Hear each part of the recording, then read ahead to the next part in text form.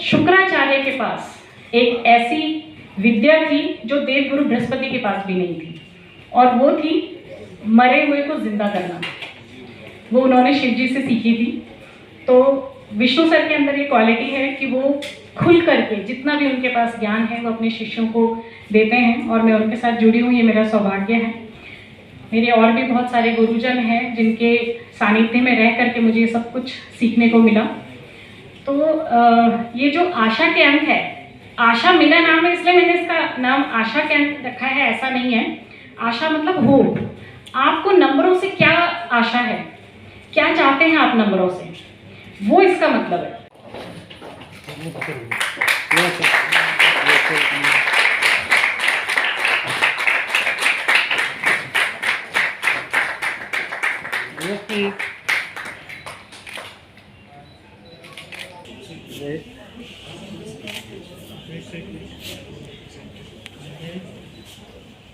Sir जी, आज जो ये बुक रिलीज हुई है आशा की अंक, इसमें आशा जी के लिए आप क्या कहना चाहते हैं? बहुत ही तेजस्वी और अनुभवी और जीवन के संघर्षों से, जैसे हमें जब घी चाहिए हो तो हमें लस्सी मथना पड़ता है और फिर उसमें मक्खन निकलता है और फिर घी निकलता है, ऐसे ही आशा जी की पुस्तक के अंदर उनके अनुभवों, उनके संघर्ष, उनकी तपस्या और उसके बाद जो ये आध्यात्मिक फल प्राप्त हुआ है, ये सब लोगों का मार्ग प्रशस्त करे, ऐसी मैं भगवान से प्रार्थना करता हूँ। विशेष बात ये रही कि उसके अंदर अंक ज्योतिष के साथ साथ उन्होंने भृगु नाड़ी के कॉम्बिनेशन को जोड़ा है। और सबसे महत्वपूर्ण बात ये उसमें है कि जैसे न्यूमरोलॉजी में सारे नंबरों को जोड़ के हम एक संयुक्त अंक बनाते हैं, उसे जोड़ के फिर एक भाग्यांक निकालते हैं, एक मूलांक निकालते हैं, उन्होंने बहुत आसान कर दिया कि पहला आपका शब्द का पहला नंबर ले लीजिए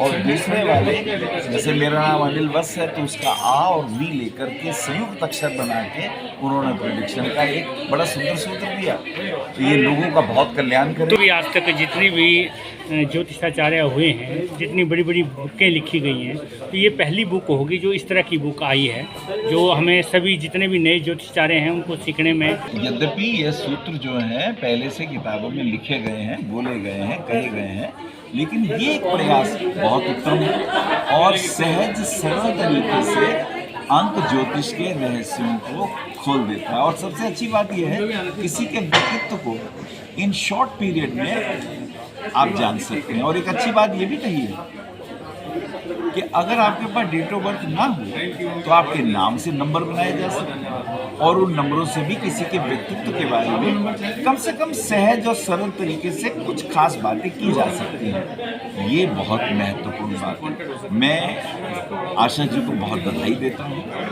उन्होंने एक महत् कार्य किया है और वो बधाई के पात्र है। Thank you very much sir, बहुत बहुत धन्यवाद। बिना दोस्तों के जीवन में कुछ भी संभव नहीं होता है। आप अपनी खुशियाँ, दुख किसी से अगर साझा कर सकते हैं तो वो होते हैं आपके सच्चे मित्र। ज्योतिष ने मुझे बहुत सारे मित्रों से मिलाया, जो हमारा एक बहुत अच्छा एस्ट्रो फ्रेंड ग्रुप है। ये मेरी एक नींव है, दोस्ती में बहुत इन्होंने हमेशा मेरा साथ दिया है। तो दोस्तों के बिना कुछ भी संभव नहीं है। और जैसे मेरे गुरुजनों को शायद मुझ पे कुछ गर्व होगा कि मैं अपने शब्दों को वाणी का रूप दे पा रही हूँ, ऐसे ही मेरे शिष्य जो मेरे समक्ष हैं और वो ये कहते हैं कि मैम हमें इस विद्या में, क्योंकि ज्योतिष एक ऐसी विद्या है जिससे आप भविष्य में होने वाली घटनाओं के बारे में जान सकते हैं, और जानने के बाद आप कुछ उपायों के द्वारा उन घटनाओं को बिल्कुल ख़त्म तो नहीं कर सकते, लेकिन उनसे लड़ने की ताकत आपके अंदर ज़रूर आती है। जब मैं ज्योतिष में आई तो मेरा एक वो रहता था कि मैंने बहुत सारी विद्याएं पढ़ी हैं ज्योतिष में आने के बाद। 2004 से मेरा सफ़र शुरू हुआ था ज्योतिष का। तो मैंने लाल किताब, भृगु नाड़ी, वास्तु, ये सब कुछ सीखा।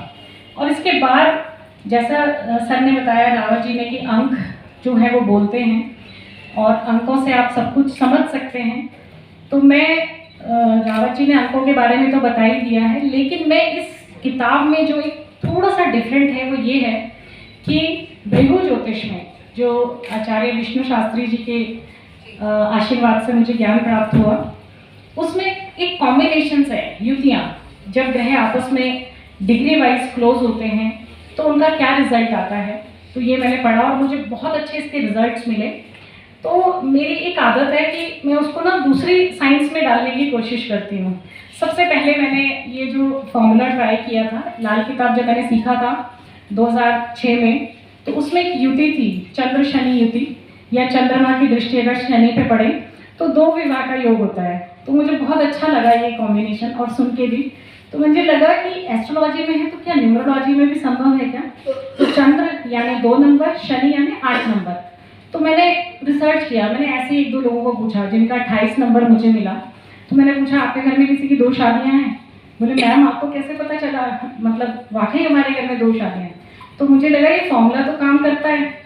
इसके बाद जब मैंने भृगु नाड़ी में ये युतियाँ पढ़ी तो मुझे लगा कि नंबर्स को और प्लैनेट्स को अगर मैं कंबाइन करके कुछ लिखूं तो जो लोग ज्योतिष में इंटरेस्ट रखते हैं और जिनको शौक है कुछ पढ़ने कुछ सीखने का, तो उनके लिए बहुत इजी लैंग्वेज हो जाएगी। मैम जी, ये जो आपने आशा के अंक जो आपने बुक रिलीज़ की है, इसमें वैसे तो आपने अभी तक इसमें पूरी जानकारी तो दी नहीं है, तो इसके बाद दूसरा अंक आप कब विचार है कि आप सफलता के बाद तो ये तो आप सफल हो ही गई हैं, लेकिन इसमें कम जानकारी है और भविष्य में आप इसमें और अधिक जानकारी देंगे और जैसे बड़ी बड़ी बुक्स होती हैं वैसे बना के आप रिलीज़ करेंगे, तो जिससे जो है लोगों को और अधिक ज्ञान हो। और बहुत अच्छा आपने ब्रीफ किया और अच्छी चीज़ आप लाई हैं जो अब तक इतिहास में ज्योतिषाचार्य लोगों में नहीं हुआ था, जो आपने एक नया किया।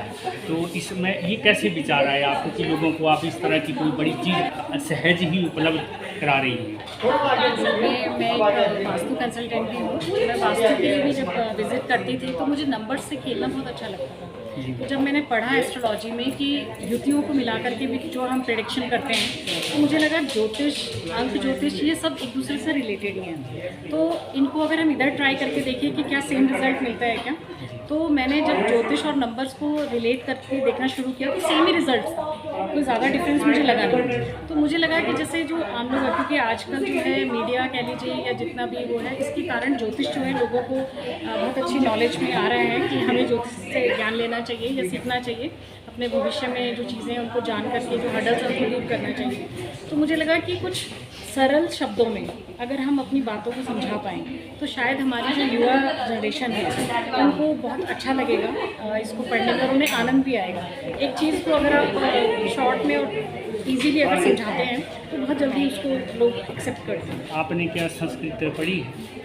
संस्कृत जो है ना, जैसे नहीं, ज्योतिष में संस्कृत का बहुत योगदान होता है, लेकिन आपने संस्कृत नहीं पढ़ी, उसके बावजूद आपने इतना अच्छा प्रेजेंटेशन दिया है, बहुत बड़ी उपलब्धि है।